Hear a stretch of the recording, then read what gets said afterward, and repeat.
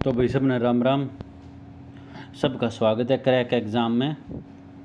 अपने YouTube channel का नाम है सभी भाइयों के। नेक्स्ट टॉपिक स्टार्ट करते हैं, social issues and the environment, यानी कि सामाजिक मुद्दे और हमारा पर्यावरण। इसमें हम सामाजिक मुद्दे पर पढ़ेंगे और पर्यावरण के बारे में, जो हम पर्यावरण के अच्छे के लिए कर सकते हैं, समाज के स्टेप्स लेके, समाज की सहायता से, वो क्या क्या हैं वो सब हम इसमें पढ़ेंगे। इसमें तो भी पिछला हम लोगों ने टॉपिक करा था इन्वायरमेंटल पोल्यूशन, उसमें मैंने 3-4 टॉपिकों का अपना फटाफट पढ़ा दिया था, शॉर्ट्स थे, तो वो देख लियो। अब हम स्टार्ट करते हैं। देखो स्टार्टिंग में दे रखा है अपन है environmental ethics, wasteland reclamation consortium and waste products, Environmental Protection Act. तो ये सारी चीज़ें दे रखी है। सबसे पहले हम कर रखते हैं urban problem related to energy. अब क्या है, हमारी जो एशिया महाद्वीप हो गया या फिर अफ्रीका महाद्वीप हो गया, तो इनमें ना सबसे ज़्यादा पॉपुलेशन है, बहुत ही ज़्यादा। और इनका जो शहरों की तरफ लोगों का बढ़ना है ना, शहरों की तरफ ज़्यादा लोग जा रहे हैं, तो वो बहुत ज़्यादा मात्रा में है, जिसकी वजह से अर्बन की जो पॉपुलेशन है वो बढ़ती जा रही है। और अर्बन की पॉपुलेशन बढ़ने की वजह से है वहाँ पे एनर्जी की सोर्स बढ़ रही है। मतलब वहाँ पे लाइट हो गया या और ज़्यादा सोर्सेज हो गए, नेचुरल रिसोर्सेज हो गए, उनकी खपत ज़्यादा हो रही है। ठीक है, अब लाइट कहाँ, एनर्जी कहाँ से बन रही है, रिन्यूएबल और नॉन रिन्यूएबल रिसोर्सेज से। ठीक है, और ज़्यादातर एनर्जी जो 85% एनर्जी है वो बनती है नॉन रिन्यूएबल एनर्जी से, जैसे फॉसल फ्यूल्स हो गया, न्यूक्लियर पावर हो गया, सोलर पावर हो गया। फॉसल फ्यूल्स में अपना कोयला हो गया, पेट्रोल डीजल हो गया, समझे। तो यानी कि 85% इनसे बनती है, फॉसल फ्यूल से। और 5% बनती है अपनी न्यूक्लियर पावर से। न्यूक्लियर पावर मतलब जब दो प्रोटॉन का आपस में टकराव होता है तो उससे निकलने वाली ऊर्जा को हम एक जगह पे स्टोर कर लेते हैं, और फिर हम उस ऊर्जा को, दो प्रोटॉन का आपस में जब टकराव होता है तो उस टकराव की वजह से एनर्जी निकलती है बहुत सारी, तो उस एनर्जी को हम एक जगह पे स्टोर करते हैं और उस एनर्जी को हम इलेक्ट्रिसिटी के फॉर्म में फिर यूज़ में लेके आ जाते हैं। ठीक है, तो ये रेशो याद रख लेना, 85% तो फॉसल फ्यूल से होती है, 5% न्यूक्लियर पावर से, 10% सोलर एंड विंड एनर्जी से, यानी कि रिन्यूएबल रिसोर्सेज से कितनी है, सिर्फ 10%। ओके, ठीक है जी। अब हमने एक टारगेट दे रखा है 2070 तक हम जो कार्बन का जो छोड़ते हैं ना अपनी कंट्री से, वो जीरो कर देंगे। यानी कि क्लोरोफ्लोरोकार्बन गैसेज की जो हम छोड़ते हैं अपने देश से, वो हम जीरो कर देंगे। हमारा टारगेट है 2070 तक का, ये याद रख लेना, क्वेश्चन आता है डायरेक्ट।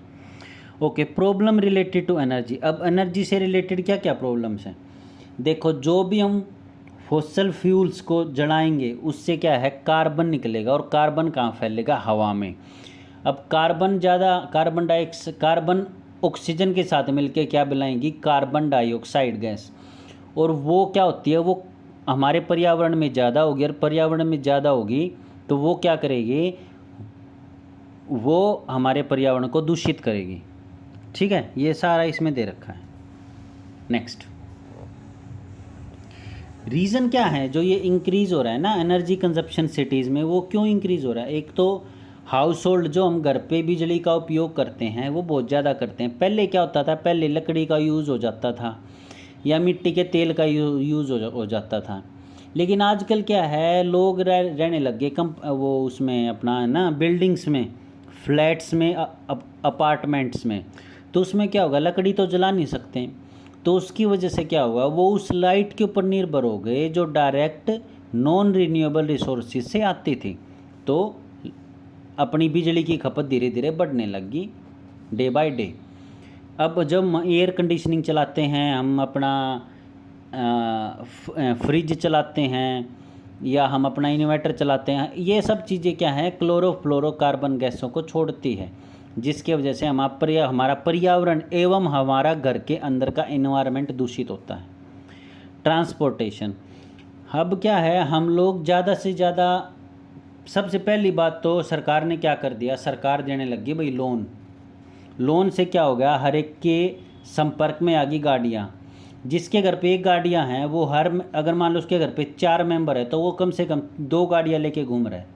तो उससे क्या होगा, उससे ट्रांसपोर्टेशन बहुत ज़्यादा, जो हम पब्लिक ट्रांसपोर्टेशन है वो बहुत ज़्यादा कम यूज़ करने लग गए और ख़ुद का ट्रांसपोर्टेशन ज़्यादा यूज़ करने लग गए। जिसकी वजह से एक बंदा, अगर 4 बंदे थे वो पहले एक गाड़ी चला रहे तो अब 4 बंदे 2 गाड़ी अलग अलग चलाएंगे, जिसकी वजह से प्रदूषण होगा, जिसकी वजह से हमारी जो सैलरी, हमारा जो पैसा है वो ज़्यादा वेस्ट होगा, जिसकी वजह से रोडों के ऊपर ज़्यादा मात्रा में भीड़ होगी। ओके, अब हम क्या कर सकते हैं, जो ऊपर बताए हैं उन्हीं को अगर उल्टा कर दे तो वो हम कर सकते हैं, सिंपल। नेक्स्ट, वाटर कंजर्वेशन यानी कि पानी को कैसे बचाएं। रेन वाटर हार्वेस्टिंग यानी कि जो बारिश का पानी आता है उसको हार्वेस्ट कैसे करें, उसको कैसे हम एक जगह पे इकट्ठा कर सकते हैं। वाटर शेड मैनेजमेंट, हम पानी को किस प्रकार से दोबारा से उपयोग में लेके आ सकते हैं, ये है water shed management. Water conservation ये सारा बता दिया, यही सब चीज़ें इसमें दे रखी हैं। जैसे वह पानी जो है हमारे इंसान के आगे आने वाले जीवन के लिए बहुत ज़्यादा ज़रूरी है, या फिर हमारे इकोसिस्टम के लिए बहुत ज़्यादा ज़रूरी है। ठीक है, अब जो है वाटर की, जो पानी की जो अवेलेबिलिटी है वो पूरे संसार में है, ये नहीं इंडिया के लिए ज़रूरी है, नहीं, पूरे संसार के लिए एक प्रॉब्लम बन चुकी है कि स्वच्छ पानी कहाँ से आए यही नहीं पता। और हमारे पास केवल 1% है पीने योग्य पानी, स्वच्छ पानी जो हम पीते हैं। Fresh water, 1% of the world fresh water is readily available, ये लाइन इसमें कह दी। अब क्या है, जो हम क्लाइमेट चेंज हो रहा है, समझे, जिसकी वजह से बारिश कम हो रही है या बारिश बेइंतहा हो रही है, बादल फट रहे हैं। Miss use of water bye industries, अब इंडस्ट्रीज़ क्या करती हैं, ठंडा पानी तो ले लेती हैं समुद्रों से और गर्म पानी समुद्रों में छोड़ देती हैं, समझे। तो उससे क्या होता है, समुद्र का इकोसिस्टम बर्बाद हो जाता है। एवं जो ये पीने योग्य पानी था समुद्रों का, मान लो उपयोग में किसी तरह कर भी लेते तो वो भी ख़त्म हो रहा है। Population growth etcetera are the reason for shortage of water, या फिर अब आजकल तो एक बंदा है, एक कपल है, वो क्या है, एक ही बच्चा पैदा कर रहा है या ज़्यादा से ज़्यादा 2, बहुत ज़्यादा ढीठ है तो वो 3 और 4, बस, इससे ज़्यादा नहीं। पहले क्या होते थे, पहले 5, 6, 7, 8 कॉमन थे, कोई बड़ी बात नहीं थी। अपने भाई लोग, अपने चाचा और देख लेना कितने भाई बहन हैं, चाचा बुआ, और तो वहाँ से पता लग जाएगा, छड़ी लगा देते थे। अब हुआ क्या, मान लो आपके दादा दादी के 3 बच्चे हो गए या 4 बच्चे हो गए, मरे से मरे लगा दिए, 4 बच्चे तो और कोई करता था। अब इन चारों के 2 होंगे तो भी ये जीतते रहेंगे और ये भी जीतते रहेंगे। अब ये जो हो गए, इनकी शादी होगी, इनके भी 2 होंगे, तो सोचो कितनी लंबी लाइन होगी। और तब तक ये जिएंगे ना, लगभग तब तक ये जिएंगे, तो सोचो कितनी पॉपुलेशन होगी। ऐसे ही पॉपुलेशन बढ़ रही है, समझे। तो इसकी वजह से एनर्जी का ज़्यादा उपयोग किया जा रहा है। नेक्स्ट, गोल्स और स्ट्रेटजीज़ क्या क्या हैं, ये सब चीज़ें आती नहीं है, ये छोड़ दो, कोई ज़रूरी नहीं। रेन वाटर और हार्वेस्टिंग क्या है, पानी के अपने जो बारिश के पानी को कैसे हम दोबारा से उपयोग, उसको एक जगह पे इकट्ठा करें और फिर हम उसको उपयोग में ले आएँ, उसको कहते हैं वो रेन वाटर हार्वेस्टिंग। ठीक है, अपना बारिश के पानी को कलेक्ट करना किसी भी जगह पे और फिर उस पानी को यूज़ में लेके आना रोज़मर्रा की ज़िंदगी में, बस ये है अपना रेन वाटर हार्वेस्टिंग। ये एक अपना डायग्राम समझा रखा है। ठीक है, जैसे ऊपर से बारिश हुई, यहाँ पे पानी जमा हो गया, ये पानी जमा हो गया, यहाँ से पानी गया इस टंकी में, समझे। या फिर जो पानी था वो इस पाइप के थ्रू, जो ये पाइप लगाई हुई है 3, यहाँ से पानी आया बारिश का, यहाँ इकट्ठा हुआ, इस पाइप के थ्रू नीचे गया, नीचे से इस टैंक में भरता रहा पानी, भरता रहा। फिर क्या, एक मोटर के थ्रू हमने पानी ऊपर पहुँचा दिया, और फिर इसके थ्रू जो ऊपर पहुँचाया, इसके थ्रू हमने, क्योंकि ये ऊपर जाएगा तो ये और अपना है ना साफ़ सुथरा हो जाएगा, ऊपर जाएगा तो और साफ़ सुथरा हो जाएगा। इसके जो हार्ड कण हैं वो नीचे जमते रहेंगे और अच्छा पानी अपना इस टंकी में स्टोर हो जाएगा और इसको हम उपयोग में लेके आ सकते हैं। ये है rain water harvesting. Okay, water shed management. Water shed management है to manage water supply, quality of water, drainage, water rights and overall planning and utilization. समझे? इसमें हम करते हैं कि हम पानी की सप्लाई को देखते हैं, उसकी क्वालिटी को देखते हैं, भाई पीने योग्य है या नहीं है, हार्ड वाटर तो नहीं है। पानी को मेज़र करते हैं पीएच की फॉर्म में, उस जो कि अपना है ना कलरलेस, टेस्टलेस होता है पानी अपना, पीने योग्य वाला। उसके अंदर कोई कलर नहीं होता, कोई टेस्ट नहीं होता, कोई स्मेल नहीं होता, स्मेल लेस भी होता है। ठीक है, ये 3 चीज़ें याद रख लेना, डायरेक्ट आता है पेपर में। ओके, अब हम क्वालिटी ऑफ पानी को देखेंगे, पानी की क्वालिटी कैसी है। ड्रेनेज को देखेंगे कि भाई अगर पानी ज़्यादा बारिश आ गई तो वहाँ से ड्रेनेज का क्या सिस्टम है, या पानी हमारा घर से निकल रहा है तो वहाँ से ड्रेनेज का क्या सिस्टम है। वाटर राइट्स, हम ये देखेंगे कि भी पानी के अपने कुछ लॉ हैं या नहीं है हमारे देश में या भी किसी भी देश में। And overall planning and utilisation of watershed, ये और ये देखेंगे कि ओवरऑल सभी मात्राओं में कि जो पानी की पूरी तरह से लॉ बनाए गए हैं उसको यूज़ करने के, उसको लिए फाइन लगेगा या सब कुछ उपयोग करने के लिए है या नहीं। ये होता है वाटर शेड मैनेजमेंट। ये याद रख लेना। ओके, नेक्स्ट कर लेते हैं हम resettlement and rehabilitation of people, it's problems and concerns. देखो, रीसेटलमेंट होता है उनको दोबारा से किसी जगह पे रहने के लिए जगह देना, रहने के लिए जगह देना, उसको कहते हैं। यहाँ रहते थे सेटलमेंट, उनको दोबारा से सेटल कर दिया, यानी कि रीसेटलमेंट। रिहेबिलिटेशन, वो यहाँ रहते थे, किसी की वजह से ये ख़त्म हो गया, डिजास्टर आ गया, वोल्केनो हो गया, फायर लग गई, कुछ भी हो गया, उन लोगों को यहाँ से दूसरी जगह जाना पड़ेगा। तो कुछ समय के लिए उनको किसी जगह पर रख लेते कि भी ऐसा करो 2-3 साल के लिए यहाँ रह जाओ, खाना पीना सब कुछ हम देखेंगे, आप लोग धीरे धीरे काम सीखो, काम करो। ठीक है, तो उसको कहते हैं रिहेबिलिटेशन। मतलब यहाँ पे वो परमानेंट नहीं रहेंगे, कुछ समय के लिए रहेंगे। तो ये दोनों स्टेटमेंट में डिफरेंस देख लेना, डायरेक्ट आ सकता है क्वेश्चन, कोई बड़ी बात नहीं अगर डायरेक्ट क्वेश्चन आ जाए तो इसमें। ठीक है, रीज़न रीसेटलमेंट एंड रिहेबिलिटेशन के देखो, नेचुरल डिजास्टर, डैम की कंस्ट्रक्शन होती है, इरिगेशन कैनाल्स होती हैं, मतलब अपनी नदी वगैरह बनती हैं, या फिर रिजर्वर बनते हैं इनसे, या फिर अपना रोड बनते हैं, ब्रिज बनती हैं, मेट्रो बनते हैं, तो वहाँ से भी लोगों को एक दूसरे जगह से दूसरी जगह पे रिहेबिलिटेट किया जाता है। ये कहा जाता है कि भी यहाँ से है ना अपनी मेट्रो बन रही है तो आप लोग ये जगह छोड़ के और किसी और जगह ले जाओ, तब ये बन जाएगी ना, हम आपको इसके साइड में एक घर दे देंगे, यहाँ रहने लग जाओ।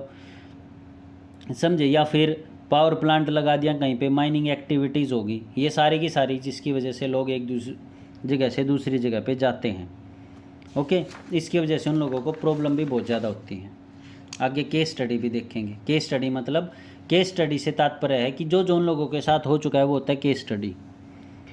मेन प्रॉब्लम है ये भाई, मतलब जो जो सोच सकते हैं वो सारी प्रॉब्लम होती है उन लोगों को एक दूसरी जगह से। अब आप लोगों को कह दे अपना घर छोड़ के दूसरी जगह पे जाओ, तो क्या क्या प्रॉब्लम होती है, जो लोग सोच सकते हैं ना वही सब प्रॉब्लम उन्हें होती हैं, बस ख़त्म। अब ये पहली केस स्टडी है टहरी डैम उत्तराखंड में। जब टहरी डैम बनाया ना तो बहुत सारे लोगों को, जब 1972 में डैम बना, 1972 में, तो बहुत सारे लोगों को एक जगह से दूसरी जगह पे भेजा गया, तो जिसकी वजह से उनकी लाइवलीहुड में खतरा आया, मतलब वो लोगों की ज़िंदगी कतई बर्बाद हो गई, किसी लायक रही नहीं वो लोग। दूसरी नर्मदा बचाओ आंदोलन। नर्मदा बचाओ आंदोलन में क्या था, नर्मदा के ऊपर बहुत सारे ब्रिज की कंस्ट्रक्शन का ऑर्डर दे दिया। ठीक है, जैसे देखो ये जाती है गुजरात, महाराष्ट्र और मध्य प्रदेश में से, तो इसमें क्या कह दिया कि भी 30 है ना बड़े बड़े ब्रिज बनाए जाएंगे, जो कि नर्मदा सरदार सरोवर प्रोजेक्ट, नर्मदा सागर प्रोजेक्ट के तहत बड़े बड़े डैम बनाए जाएंगे। तो इसमें क्या था, जो इन डैम के आसपास के बंदे थे उन लोगों को दूसरी जगह पे भेजा गया, तो उनके जो खाने का साधन था, जो उनकी डेली कमाने का साधन था, जो जहाँ वो रहते थे, क्या वो उस जगह पे एक अच्छा सा इन्वायरमेंट बना हुआ था, वो सारी उनकी ज़िंदगी ख़राब हो गई। नेक्स्ट, लेकिन ये भी मैटर करता है कि वो डैम बनने के बाद कितनी लोगों की ज़िंदगी सुधरी और कितनी लोगों की ज़िंदगी बर्बाद हुई। अगर हम उनका रेशो देखते हैं तो वो होता है एक पर्टिकुलर इथिक्स, वो आगे समझाऊंगा। देखो ये आ गया environmental ethics issues and problem solution. अब इन्वायरमेंटल इथिक्स का मतलब है कि जैसे अब आप लोग पढ़ रहे हो, ये देख रहे हो आप लोग वीडियो, अब आप लोगों की इथिक्स क्या है? आप लोगों की इथिक्स है कि इस वीडियो को अच्छे से देख के और फिर उसके बाद आप लोग पेपर करो। लेकिन कई महारथी क्या होंगे, इस वीडियो को देखेंगे, बीच में स्किप कर देंगे। कई लोग क्या करेंगे, वीडियो को देख के ही सोचेंगे हमें तो आ गया, सारा आ गया और हम तो 30 मार्क खाओगे, वो पेपर करेंगे ही नहीं, तो वो इथिक्स नहीं फॉलो कर रहे। तो ऐसे इन्वायरमेंटल इथिक्स क्या है, हमें अपने पर्यावरण को बचाने के लिए जितने भी तरीके हैं वो सब अपनाने पड़ेंगे इथिक्स के तरीके से, यानी कि लॉ के अकॉर्डिंग। ये नहीं है कि अगर कोई मान लो जंगल है और जंगल में अच्छे तरीके से पेड़ को काट रहा है, मतलब जैसे 20 पेड़ है, 20 पेड़ के बीच में एक पेड़ है, उसको काट के और 10 और पेड़ उगा रहा है, तो वो तो है ठीक। लेकिन अगर वो एक पेड़ काट रहा है और उसकी वजह से हम उस आदमी को ही काट दे तो वो ख़राब हो जाएगा ना। तो this is called environmental ethics, मतलब डील विद द, हमें इन्वायरमेंट की चीज़ों को, पर्यावरण की चीज़ों को कैसे उपयोग करना है और कैसे उसको बांटना है। समझे? वो आदमी काटने वाला सीन, पेड़ काटने वाला, दिस इज़ कॉल्ड डिस्ट्रीब्यूट। समझे? तो ये सारी चीज़ें हैं, इतनी कोई है नहीं इंपॉर्टेंट। आगे समझ लेते हैं अपना resource conservation and equitable distribution. अब क्या है, हमारे यहाँ पे है ना अमीर लोग हैं बहुत ज़्यादा, लेकिन खासकर जो है ना अपना 17-18 के बाद से अमीर और अमीर होता गया और गरीब तो कतई ख़त्म हो चुका है। तो उससे क्या हो गया, इनइक्वालिटी बढ़ती चली गई।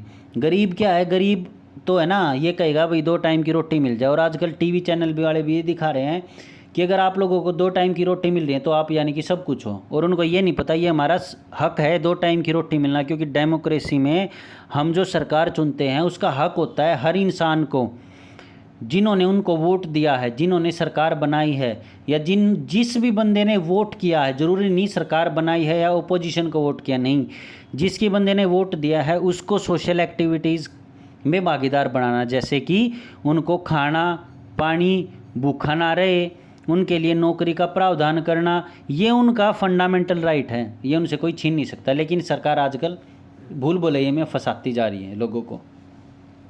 ये कहते हैं कि डेमोक्रेसी को एनार्की बनने में समय नहीं लगता। क्यों? यही डेमोक्रेसी अगर किसी भी मुद्दे पे अपनी जो देश है उसको बांट दे 2 भागों में और वही बार बार आती रही तो वो बन जाएगी एनार्की। समझे?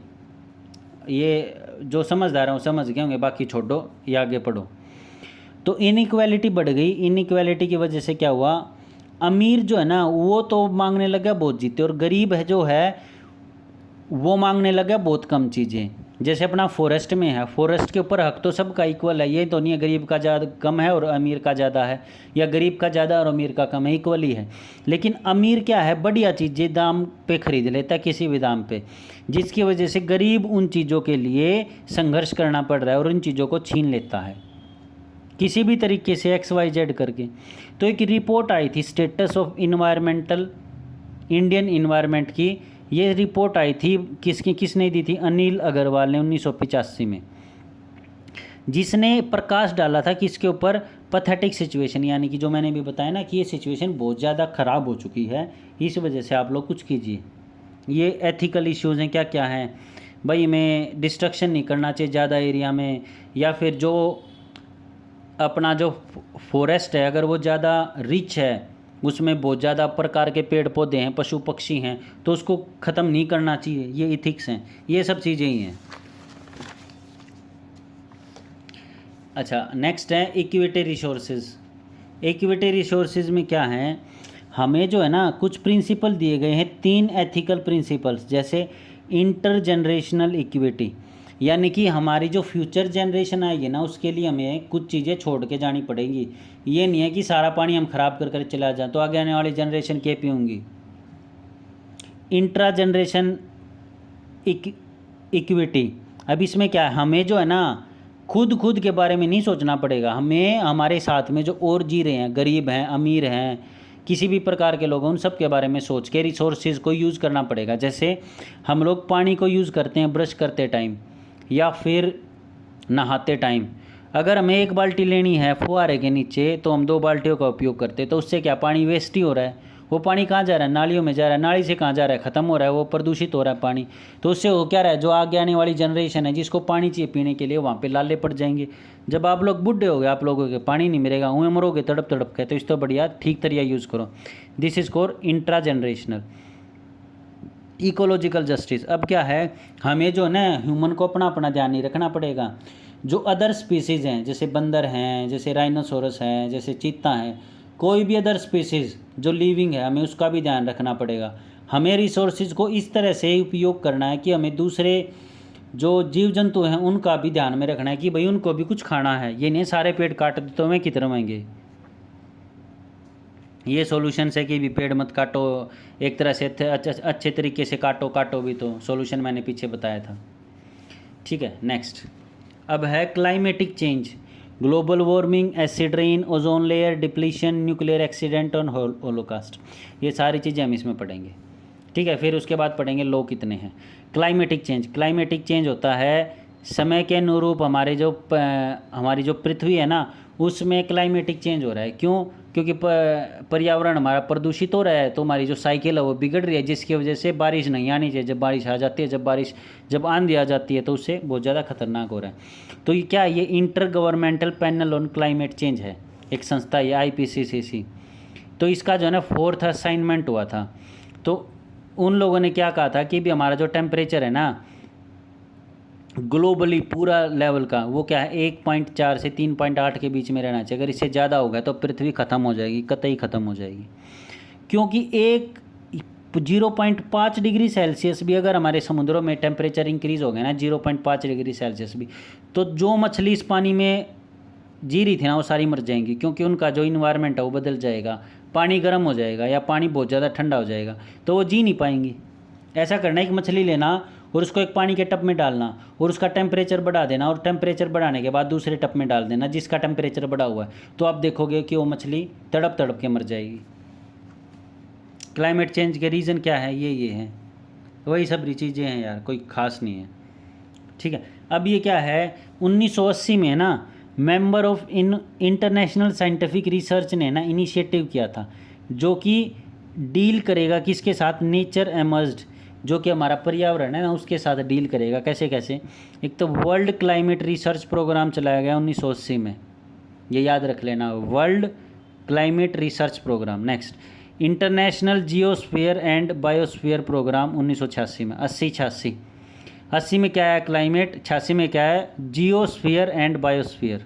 ठीक है, इसको छोड़ दो। United Nations inter governmental panel on climate change, IPCC, जो भी पढ़ाया था, ये क्या है, वर्ल्ड मेट्रोलॉजिकल ऑर्गेनाइजेशन के द्वारा बनाया गया है। कि कब? 1988 में, याद रख लेना। ये World Meteorological Organisation and United Nation Environmental Programme UNEP ने बनाया है। कब? 1988 में। ठीक है, ये 3 याद रख लेना, 1, 2 और सबसे इम्पोर्टेंट ये है 3। यानी कि IPCC किसने बनाया? वर्ल्ड मेट्रोलॉजिकल ऑर्गेनाइजेशन और UNEP, United Nation Environmental Programme ने 1988 में। नेक्स्ट, अब नेक्स्ट कर लेते हैं ग्लोबल वार्मिंग। ग्लोबल वार्मिंग क्या होता है? हमारा जो पृथ्वी का टेम्परेचर है वो बढ़ जाना, increase in the average temperature of earth. कहाँ पे? Near surface air and ocean.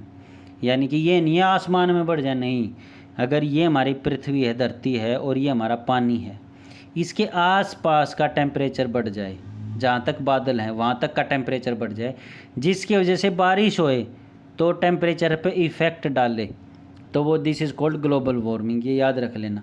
इसमें क्या है, इसमें कार्बन डाइऑक्साइड होगी, मीथेन होगी, कार्बन मोनोऑक्साइड होगी, नाइट्रोजन डाइऑक्साइड होगी। ये जितनी बढ़ेंगी उतनी ज़्यादा पर्यावरण हमारा प्रदूषित होगा। ओके, अब इसमें क्या कहा है, IPCC ने कहा है, वार्निंग दी है कि 21 सेंचुरी के लास्ट में, यानी कि 2099 तक क्या हो जाएगा, 2090 से 2099 तक के बीच में हमारा जो टेम्परेचर है ना 2.4 टू 6.4 डिग्री सेल्सियस बढ़ जाएगा। अभी मैंने टेम्परेचर अपना कितना बताया था, टेम्परेचर मैंने बताया था 1.4 से 3.8 होना चाहिए, और कितना बढ़ जाएगा 2.4 से 6.4। तो सोचो क्या खतरनाक वाली गर्मी पड़ेगी आगे आगे जाके, समझे। Number 3 acid rain. Acid rain क्या होता है, कोई भी हम फॉसल फ्यूल्स जो 85% जिससे हम अपनी एनर्जी जनरेट करते हैं, वो जब जलते हैं तो अलग अलग तरह की केमिकल्स छोड़ता है, जैसे सल्फर डाइऑक्साइड, नाइट्रोजन डाइऑक्साइड, ठीक है, कार्बन डाइऑक्साइड, कार्बन मोनोऑक्साइड, ये सारी गैसें हवा में छोड़ता है, जिसकी वजह से हमारा जो एटमॉस्फेयर है ना वो ख़राब हो जाता है, ठीक है। और रिजल्ट में क्या होता है, सल्फ्यूरिक एसिड, नाइट्रिक एसिड और बहुत तरह के हार्मफुल पोल्यूटेंट्स जैसे सल्फेट, नाइट्रेट्स क्या है वो जो है ना पानी के साथ मिल जाते हैं, जिसकी वजह से एसिड रेन हो जाती है। देखो ये बादल हैं, यहाँ फैक्ट्रीज़ हैं, देखो ये डायग्राम रहा, दूर क्यों जा रहे हैं, ये फैक्ट्रीज़ हैं। फैक्ट्रीज़ ने क्या छोड़ी, आई होप ये दिख रहा होगा, SO2 NO2 SO2 NO2, तो ये क्या हवा में जाएंगी, ये बादलों के ऊपर रिएक्ट करेंगी, बादलों के साथ मिल जाएगी, तो फिर क्या है, बादल होंगे भारी, ठीक है। कूल डाउन होने के बाद ऊपर उठेंगे, बादल हैवी होंगे, हैवी होने के बाद क्या, बारिश होगी, बारिश के साथ जो ये SO2 CO2 है ना, ये भी नीचे आ जाएंगे, तो ये पहाड़ों की तरफ से आने वाली नदियों में मिल जाएंगे, और फिर ये इसमें मिल जाएंगे, और इसको कौन कंज्यूम करेगा, इस पानी को जो ये एसिडिक है ये करेगा मछलियाँ, और मछलियाँ को कौन करेगा, इंसान, और बाद में सारे मर जाएंगे, समझे। तो इसका तभी कहते हैं कि मौसम की पहली बारिश में कभी नहीं नहाना चाहिए, ये रीज़न है। Okay next, ozone layer depletion. अब ये कहते हैं ना कि भी जो हमारी ओजोन लेयर है उसमें बड़े बड़े गड्ढे हो रहे हैं, मतलब होल्स हो रहे हैं, मतलब डिप्लीट कर रही है, वो बीच में से फट रही है। इसका रीज़न क्या है, देखो हमारी जो ओजोन लेयर है ना वो बनती है जब हमारी सूरज की किरणें ऑक्सीजन के ऊपर बनती है, तो एक केमिकल रिएक्शन होती है जिसकी वजह से ओजोन लेयर बन जाती है हमारे पर्यावरण में 20 से 50 किलोमीटर ऊपर हमारी धरती से, ठीक है। देखो ओजोन जब बनती है, जब हमारी सूरज की किरणें ऑक्सीजन के ऊपर बनती है और एक लेयर बन जाती है, ये लेयर क्या करती है, फिर जो भी हमारी सूरज की किरणें हमारी पृथ्वी पर आती है उसमें से जो अल्ट्रावायलेट रेडिएशन होती है उसको पृथ्वी पे नहीं पहुंचने देती, और उसको वहीं पे रोक देती है और डाइवर्ट कर देती है, ख़त्म कर देती है, ठीक है। लेकिन क्या है, हम जो है ना क्लोरोफ्लोरोकार्बन छोड़ रहे हैं।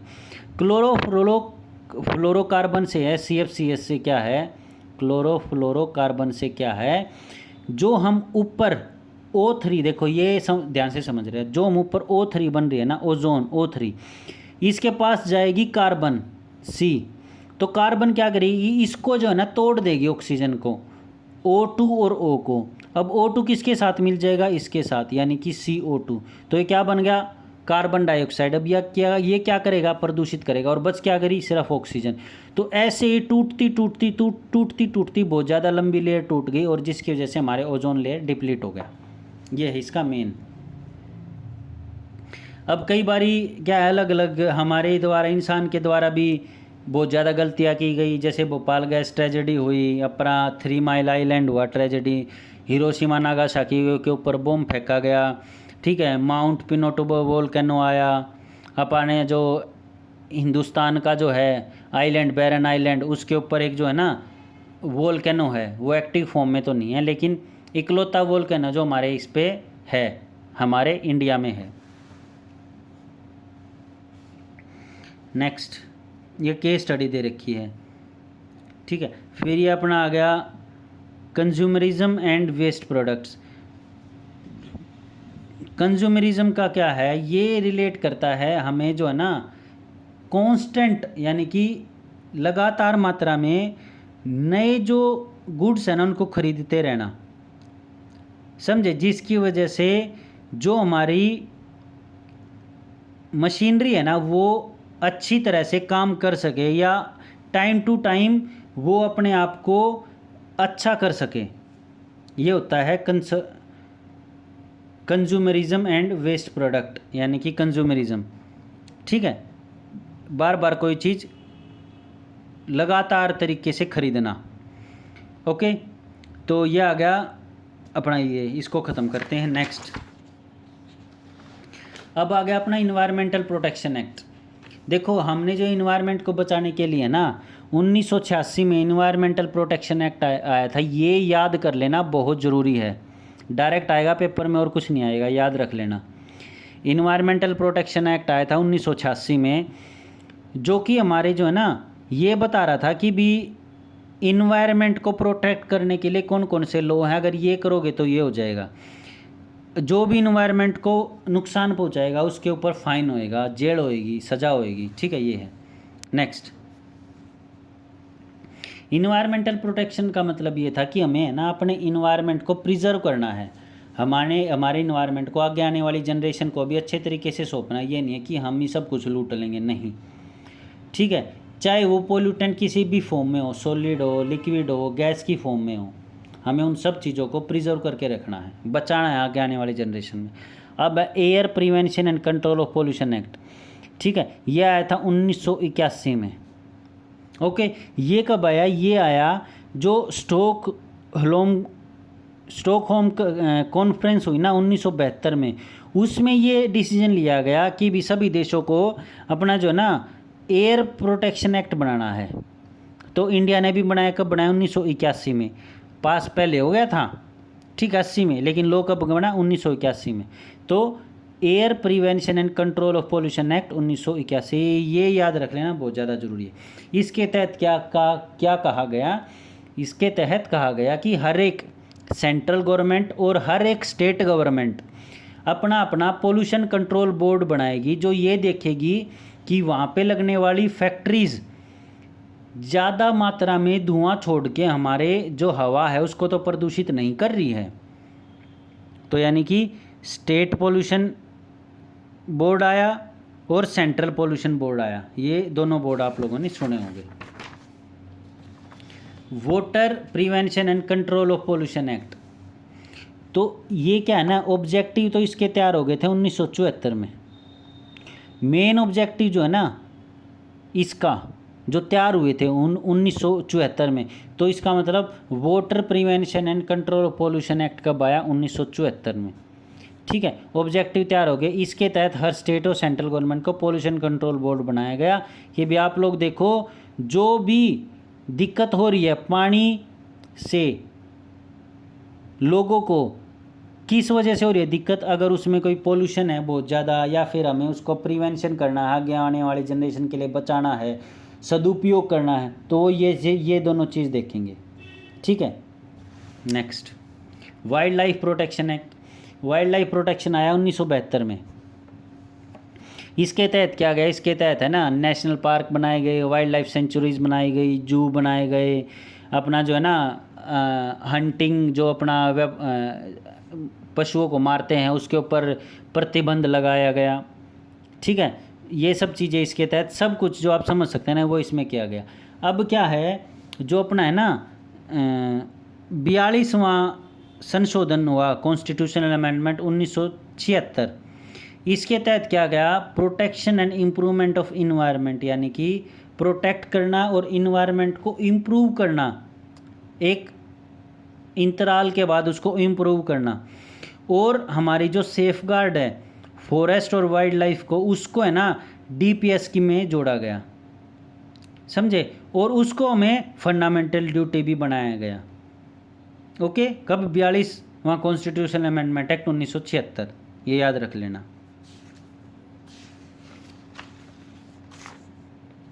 ठीक है, फिर आ गया नेक्स्ट आ गया forest conservation act. Forest conservation act जो है ना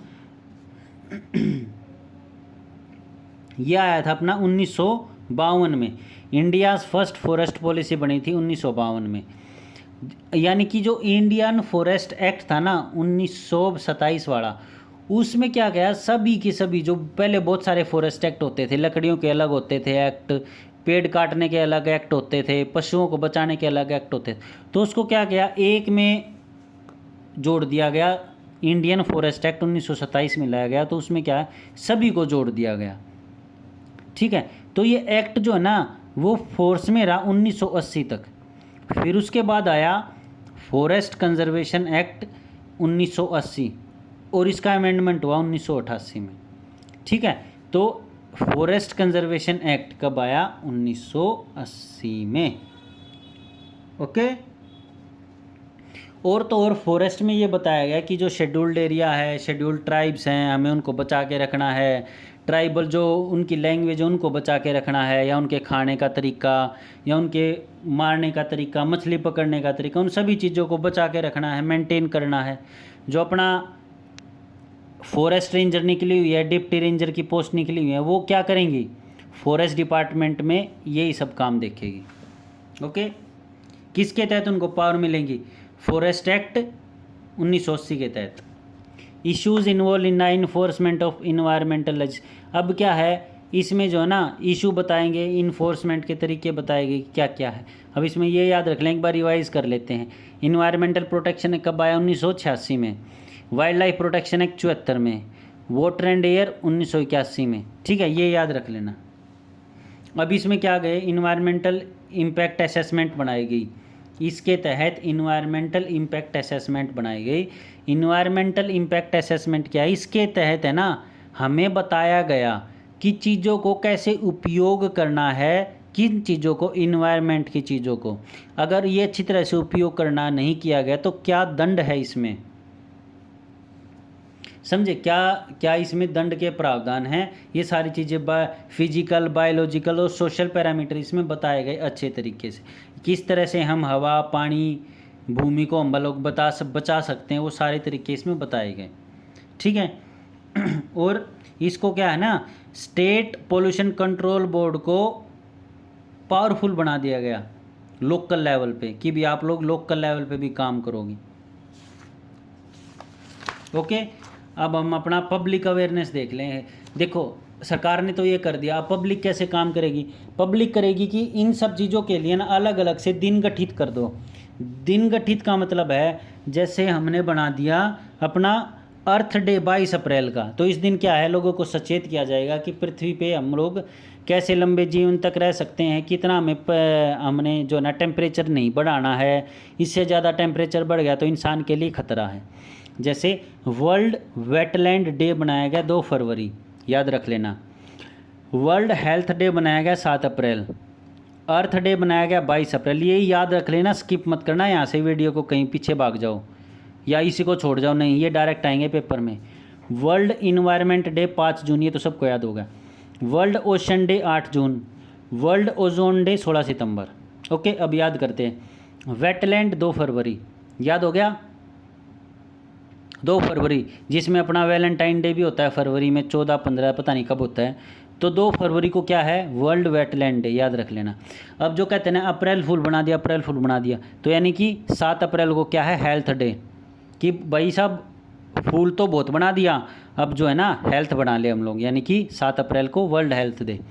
22 अप्रैल को अर्थ डे, समझे? हेल्थ के बाद क्या आएगा? हेल्थ रहेगी तभी तो अर्थ रहेगी ना, तो यानी कि 22 अप्रैल को अर्थ डे। इन्वायरमेंट डे 5 जून को, ये सबको याद है, करवाने की जरूरत नहीं। ओशन डे 8 जून, वर्ल्ड ओशन डे 8 जून। वर्ल्ड ओजोन डे 16 सितंबर, ये याद रख लेना बस, 16 सितंबर। देखो वर्ल्ड वेटलैंड डे, दोबारा रिवाइज करो, 2 फरवरी। हेल्थ डे अभी मैंने बताया था अप्रैल में, 7 अप्रैल। अर्थ डे अभी अभी बताया था, हेल्थ है तो अप्रैल है यानी कि 22। इन्वायरमेंट सबको पता है 5 जून। ओशन डे 8 जून, और ये एक याद करना था, ओजोन डे 16 सितंबर। सो आज का ख़त्म होता है यहीं पे। नेक्स्ट चैप्टर आएगा अपना, कौन सा आएगा? पब्लिक अवेयरनेस हो गया, ह्यूमन पॉपुलेशन हो गया। नेक्स्ट आएगा रोल ऑफ आईटी वगैरह का आएगा, environmental and health, human health के ऊपर आएगा नेक्स्ट चैप्टर। ठीक है, अगर वीडियो पसंद आए तो लाइक कर देना, चैनल को सब्सक्राइब कर लेना, और अपना ये चैनल है क्रैक एग्ज़ाम के नाम से, इसको आप लोग ज़्यादा से ज़्यादा लोगों तक पहुँचाए ताकि सबका भला हो। अपना अपना भला मत करो, थोड़ा बहुत दूसरा का भी सोच लो। धन्यवाद, राम राम, साइनिंग आउट।